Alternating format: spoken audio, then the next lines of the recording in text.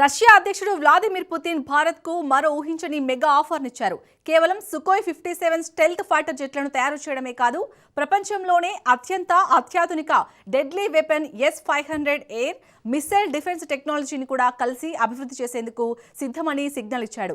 భారత్ ప్రతిష్టాత్మకంగా రూపొందిస్తున్న ప్రాజెక్టు సుదర్శన చక్ర defence షీల్డ్కి technology అందించేందుకు రష్యా ప్రతిపాదించడం ఇప్పుడు అంతర్జాతీయంగా తీవ్ర సంచలనం సృష్టిస్తోంది. అసలు S-400 కంటే ఈ S-500 ఎందుకు అత్యంత శక్తివంతమైంది? అంతరిక్షంలో నుంచి దూసుకొచ్చే హైపర్సోనిక్ క్షిపణులను S-500 ఎలా బూడిద చేస్తోంది?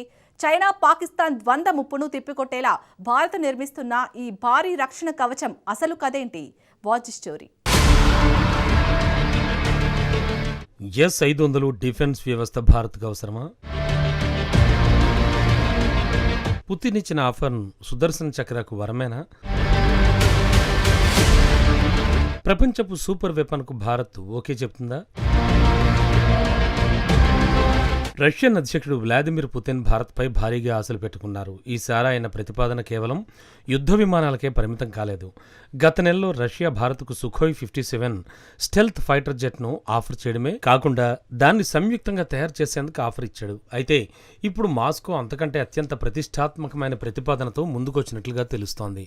ప్రపంచంలోనే అత్యంత ఆధునిక ఎయిర్ మిసైల్ డిఫెన్స్ సిస్టమ్స్లో ఒకటైన రష్యా S-500 సాంకేతిక పరిజ్ఞానాన్ని అందిస్తూ సంయుక్తంగా అభివృద్ధి చేద్దామని పిలుపునిస్తోంది. అవును, మీరు విన్నది S-400 కాదు, S-500.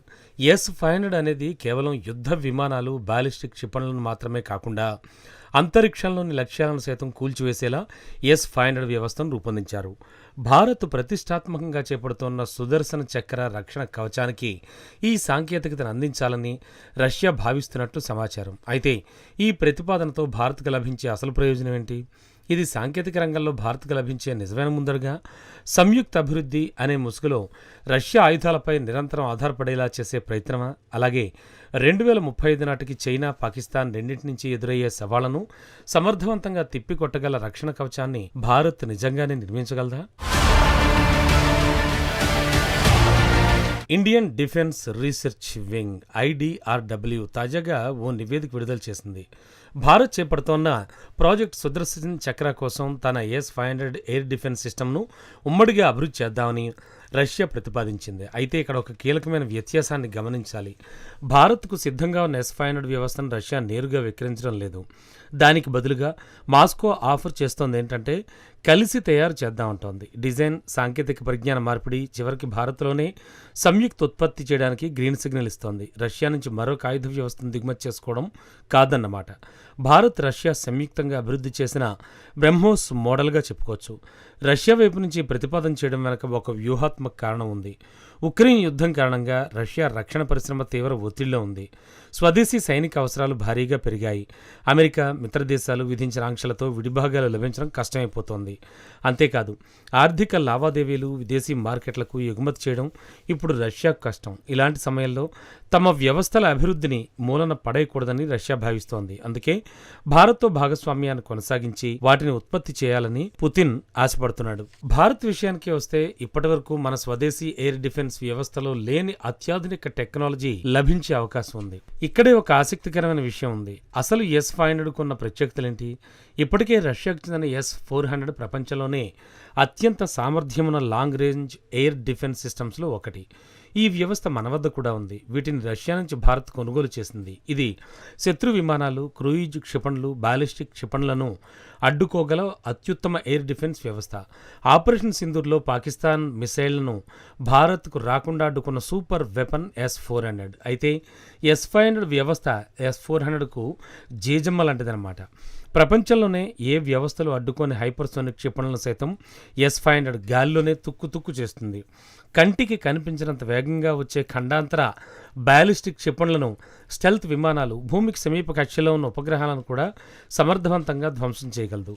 S-500 వ్యవస్థ సింపుల్గా చెప్పాలంటే ఇది కేవలం ఎయిర్ డిఫెన్స్ సిస్టమ్ మాత్రమే కాదు, అంతరిక్ష రక్షణ రంగంలో కూడా అడుగుపెడుతుంది. S-500 దాదాపు 200 కిలోమీటర్ల ఎత్తులోని లక్ష్యాలను కూడా ఛేదించగలదు. అంటే సాధారణ యుద్ధ విమానాలు ఎగిరే ఎత్తు కంటే చాలా ఎత్తులో ఉండే వస్తువులను మటాష్ చేయడంలో S-500కు మించిన వెపన్ లేదంటే ఆశ్చర్యం కలగకమాందు.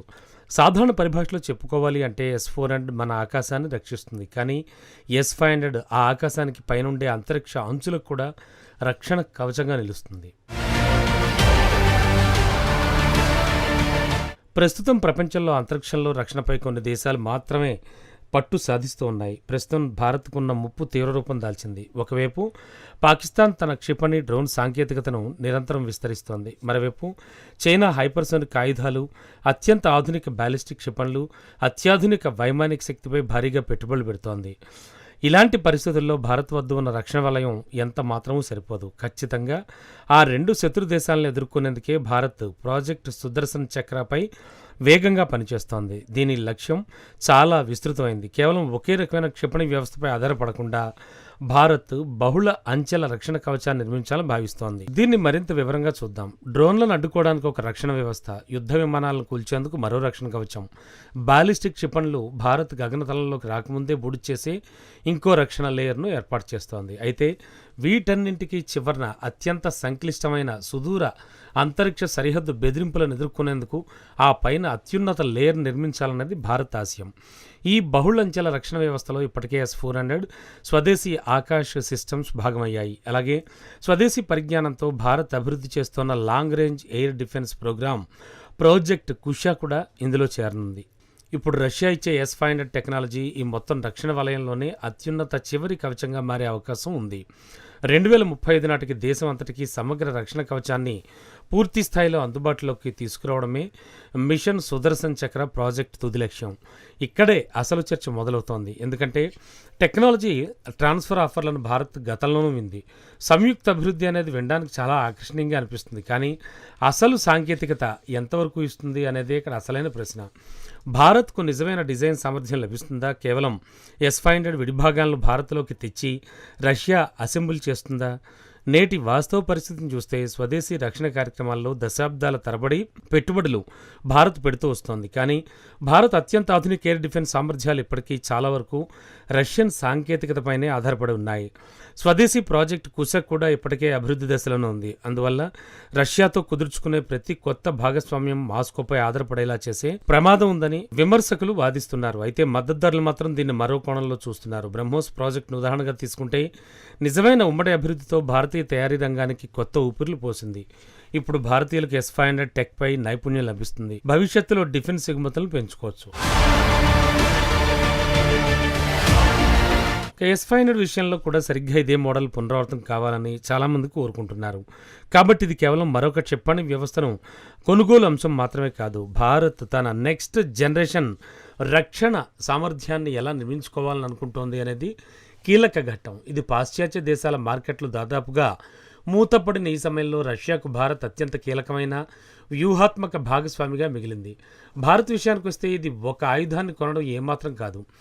S-500 టెక్ బదిలీతో పాటు భారత్లోనే స్వయంగా తయారు చేసే ఆయుధం అన్నమాట. హైపర్సోనిక్ క్షిపణులను అడ్డుకోవడం నుంచి అంతరిక్ష రక్షణ వరకు భవిష్యత్ యుద్ధాల సరళిని మార్చేసే అత్యాధునిక సాంకేతికతల్లో నైపుణ్యాన్ని సాధించడానికి ఇది ఒక గోల్డెన్ ఛాన్స్. ఎందుకంటే అత్యంత బలమైన రక్షణ కవచం అనేది మనం ఇతర దేశాల నుంచి దిగుమతి చేసుకునేది కాదు, మనకు మనంగా స్వయంగా నిర్మించుకోగలిగింది మాత్రమే.